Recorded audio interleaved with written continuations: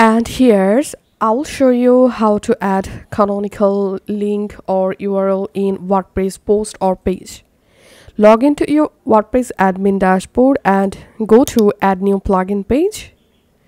In the search plugins box, type here Yoast SEO and install Yoast SEO plugin, and make sure to activate this plugin. Now go to your post or page section, edit the post or page, in which page or post you want to add canonical URL. Once you are in the page or post editor, scroll down all the way to the bottom and go to Yoast SEO section.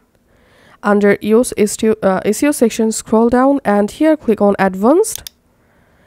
Under Advanced, here you will find this canonical URL box. All you have to need, go ahead and add the post or page canonical URL in this box